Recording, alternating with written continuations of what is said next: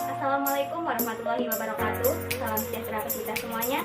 Om Swastiastu, Namo Buddhaya, salam kebajikan.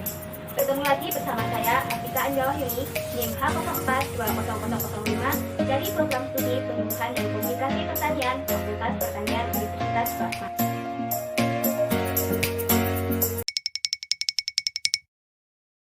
Assalamualaikum warahmatullahi wabarakatuh. Selamat siang Bapak Ibu. Sebelumnya saya mengucapkan terima kasih ya Pak Bu, karena Bapak Ibu sudah meluangkan waktunya untuk berkumpul di sini dalam rangka mengikuti praktikum penyuluhan pertanian. Ya Pak Bu, sebelumnya kedatangan saya kemari yang pertama ingin bersilaturahmi kepada Bapak Ibu. Yang kedua, saya meminta bantuannya kepada Bapak Ibu untuk mengikuti penyuluhan dalam rangka melaksanakan praktikum penyuluhan pertanian. Pak Bu, nah sebelumnya begini Pak, kemarin saya sudah berkunjung ke rumah Bapak Untung Jaswadi selaku Ketua Kelompok Tani di Desa Bayan. Nah dari beliau saya memperoleh informasi bahwasanya untuk produksi pertanian tadi di Desa Bayan itu belum berproduksi secara optimal nih Pak Bu. Alasannya itu salah satunya karena adanya hama dan penyakit yang menyerang tanaman padi. Harus mboten Pak Bu? Nah, terus saya bertanya kembali kepada Bapak Untung Jaswadi, Pak, Ibu kegiatan apa saja yang sudah dilaksanakan oleh Bapak Ibu petani di Desa Bayan untuk memberantas hama, begitu Pak Bu. Lalu Bapak Untung menjawab, kalau di Desa Bayan sendiri itu kebanyakan petani masih berpaku pada pestisida, masih dengan cara menyemprot tanaman padi menggunakan pestisida, gitu. Nah, begini Bapak Ibu. Jika dilihat-lihat nih Bapak Ibu, penggunaan pestisida itu bisa langsung mematikan hama, tetapi itu jelas sangat merusak tanaman, bukan merusak tanaman tapi merusak lingkungan nih Bapak Ibu. Apalagi jika penggunaannya itu secara berkepanjangan dan menggunakan dosis yang berlebihan. Nah, jadi di sini Bapak Ibu saya memohon izin untuk memberikan penyuluhan mengenai pemberantasan hama terpadu menggunakan sistem Revigia. Nah, sebelumnya Bapak Ibu ini ada sedikit pamflet nih Pak Bu, saged diwaos rumiyin.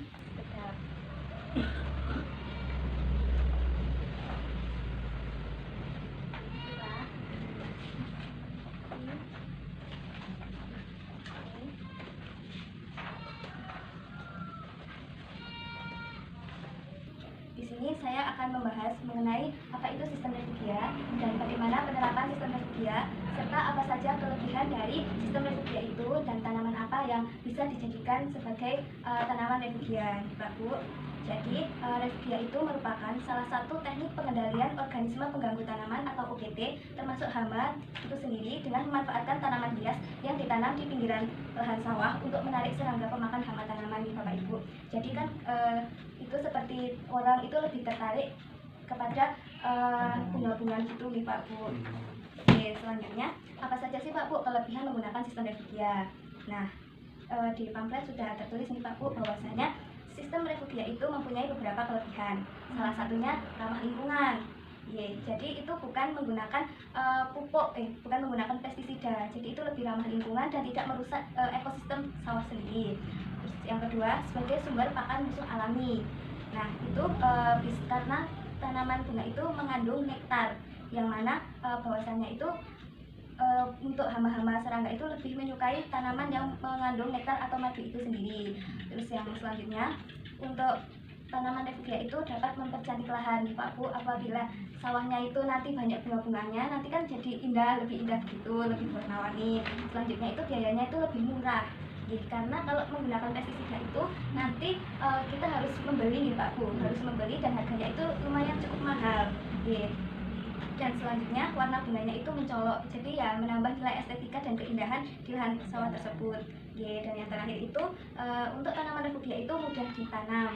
Jadi tidak membutuhkan effort dan biaya yang lebih tinggi, tidak membutuhkan usaha yang lebih banyak dan tidak membutuhkan biaya yang banyak juga. Selanjutnya bagaimana sih penanaman sistem Revigia? Nah, untuk konservasi musuh alami OPT itu bertujuan untuk meningkatkan populasi musuh alami dan membantu menekan populasi OPT yang dapat merusak tanaman tadi. Jadi OPT itu organisme pengganggu tanaman ya Bapak Ibu. Sebagai contohnya itu ada kumbang, ada belalang sembah, ada lebah dan ada cakung jarum gitu. Nah, jadi nanti tanaman Revigia itu ditanam di pinggiran lahan nanti itu buat menarik perhatian dari serangga. menarik perhatian dari hama-hama padi itu. Nah, lalu apa saja sih Pak, Bu, contoh refugia? Di situ sudah tertulis bahwasanya ada bunga kertas. Jadi bunga kertas itu bunganya berwarna cerah dan sangat mudah untuk dibudidayakan. Selanjutnya ada bunga matahari muka Bu yang warnanya kuning, kelopaknya besar dan daunnya lebar. Nah, itu juga bisa untuk menarik perhatian dari serangga itu sendiri. Dan yang terakhir adalah bunga kenikir. Nah, untuk bunga kenikir itu bisa untuk menarik perhatian serangga karena memiliki bau yang khas gitu. Untuk warnanya juga berwarna-warni, ada yang berwarna oranye, ada yang berwarna merah, dan ada yang berwarna kuning. Nah, selanjutnya nih Pak Bu, di sini saya mohon izin untuk memutarkan sebuah video. Bisa nih Pak. Mengenai tanaman bunga refugia yang ditanam oleh kelompok tani Margi Waluyo yang ada di area persawahan di Dusun Karangsono, Desa Tanjurjo, Kecamatan Wuhan, kini berkembang menjadi keindahan tersendiri di kawasan tersebut. Awalnya, bunga refugia ini ditanam oleh kelompok tani sebagai penanggulangan hama berem dan penyakit yang menyerang tanaman padi. Namun ternyata tanaman tersebut juga menambah manfaat tersendiri bagi warga sekitar. Sehingga di setiap sore dan pagi hari, tempat tersebut dijadikan tempat bermain maupun tempat berfoto ria. Warga mengaku senang bermain di kawasan tersebut, karena bisa menikmati keindahan aneka ragam tumbuhan bunga seperti bunga matahari, kenikir, tapak darah, dan bunga kertas.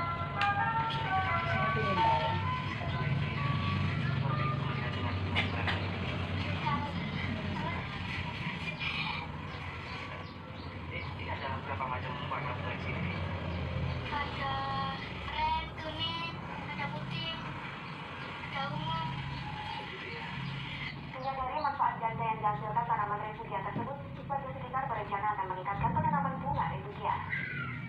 Ini pada awalnya diprakarsai oleh dari pihak Koramil dan kelompok tani Margi Waluyo, yang mana mempunyai tujuan untuk menghalau hama atau penanggulangan hama pada tanaman khususnya yang ada di daerah sini.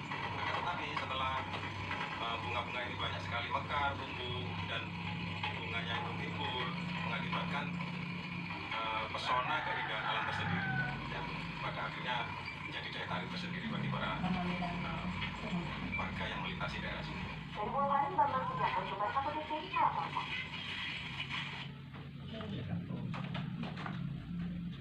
Berarti banget ya Pak ini. Mungkin apabila ada pertanyaan bisa langsung disampaikan. Saya ingin bertanya, tadi kan sudah dijelaskan mengenai apa itu refugia, kemudian jenis-jenis tanaman refugia, terus kelebihannya. Di sini kira-kira seefektif, maksudnya apakah efektif untuk diterapkan di daerah Purworejo? Baik Mas, terima kasih atas pertanyaannya. Jadi untuk sistem refugia itu tidak bisa langsung seperti pestisida. Jadi untuk melihat hasilnya itu harus menunggu dalam jangka waktu yang cukup lama, sekitar 4-5 tahun. Nah, setelah 4-5 tahun itu, di situ baru dirasakan dampaknya bahwasanya untuk serangga-serangga seperti hama dan walang itu sudah beralih ke tanaman bunga yang ada di sekitar lahan sawah tersebut, sehingga untuk produksi padinya bisa optimal. Seperti itu ya Mas? Terima kasih. Ya, nggih Bu, seperti itu Bu. Jadi tidak bisa langsung dirasakan dampaknya seperti itu, seperti pestisidanya gitu. Nanam bunganya tumbuhnya lama juga. Nggih Bu. Nggih Bu. Jadi untuk penanamannya itu lebih baik ditanam sebelum tanaman pokok ditanam. Jadi setelah panen itu nanti bisa mulai menanam refugianya. Jadi nanti kalau bisa tanaman bunganya sudah tumbuh, nanti bisa mulai menanam padi. Jadi kalau misal tanaman bunganya sudah tumbuh, itu nanti untuk pertumbuhan tanaman padi itu sudah bebas dari hama seperti itu. Jadi lebih baik menanam tanaman bunganya dulu, baru tanaman padi. Mungkin ada pertanyaan lain? Nanamnya aja kalau udah hujan, ketika Pak. tidak subur. Leres sangat Pak. Mungkin itu aja pertanyaannya. Baik Mas, terima kasih. Jika dirasa tidak ada pertanyaan lain, mungkin saya akhiri cukup sekian ya Bapak Ibu. Mungkin itu yang dapat saya sampaikan. Kurang lebihnya saya mohon maaf karena kesempurnaan hanya milik Allah SWT. Terima kasih atas waktunya, terima kasih atas perhatiannya. Kurang lebihnya saya mohon maaf. Wassalamualaikum warahmatullahi wabarakatuh. Mungkin itu yang dapat saya sampaikan. Kurang lebihnya saya mohon maaf. Bila topik hidayah. Wassalamualaikum warahmatullahi wabarakatuh. Jangan lupa untuk melaksanakan protokol kesehatan ya, dengan memakai masker, mencuci tangan menggunakan sabun dan menjaga jarak.